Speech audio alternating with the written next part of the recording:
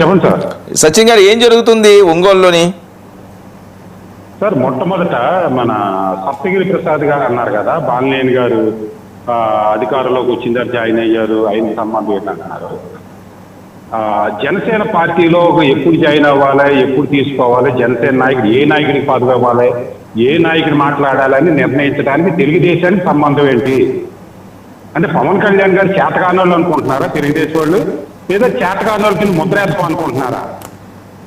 ఇప్పుడు చంద్రబాబు నాయుడు గారు కూడా 83లో ఎన్టీ రామారావు గారు పార్టీ అధికారంలోకి వచ్చిన తర్వాత వచ్చారు. అంటే చంద్రబాబు నాయుడు గారు కూడా అన్నారు కూడా పార్టీలో రావడానికి. చంద్రబాబు నాయుడు గారు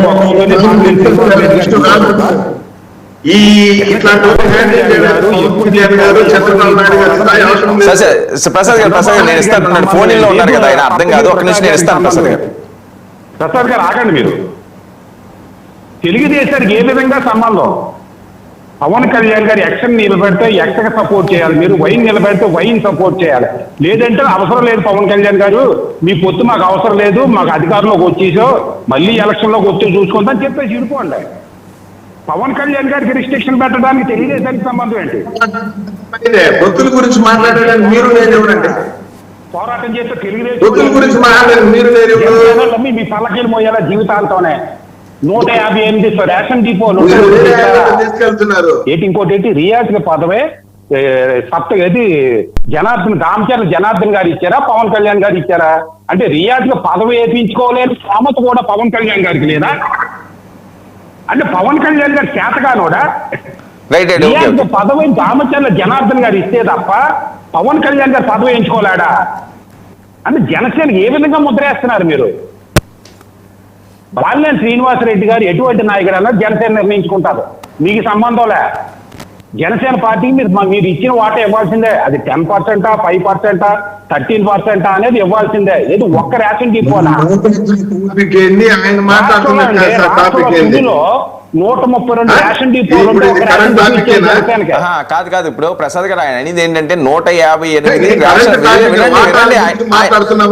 ఆయన కరెక్ట్ టాపిక్ లోనే ఉన్నారు. మీరు పూర్తిగా వినట్లేదు.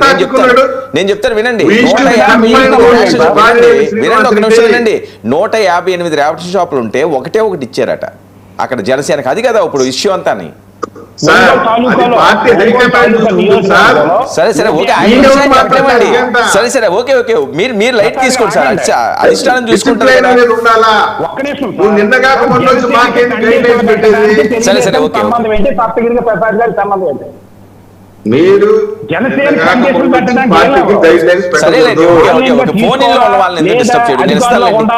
చంద్రబాబు నాయుడు గారు కూడా వచ్చేసారుగా, అధికారులు ఆశ కోసం వచ్చేసారా? మరి సీఎం అయ్యారు, చంద్రబాబు గారు సస్పెండ్ చేసేయండి, బాలినేని గారు సస్పెండ్ చేసేస్తాం. కంట్రోల్ చేయండి, మీ పార్టీ దామచర్ల జనార్దన్ గారిని కంట్రోల్ చేయండి, అంతేగాని జనసేనని కంట్రోల్ చేయడానికి ట్రై చేయండి. తప్పులే. రేపు పొద్దున్న జగన్ వస్తాడు, మీరు పవన్ కళ్యాణ్ గారిని నెత్తుని పెట్టుకుని పార్టీని కాలు కింద తొక్కేస్తే మీ జీవితంలో తెలుగుదేశం ఒంటరిగానే ఎక్కలేదు. అది గుర్తించుకోండి. ఇప్పుడు అది కాదండి టాపిక్, అది కాంట్రవర్సీలు వద్దు. బాబు రెస్పాండ్ అవ్వండి. గౌరవించండి. బాబు రెస్పాండ్ అవ్వండి.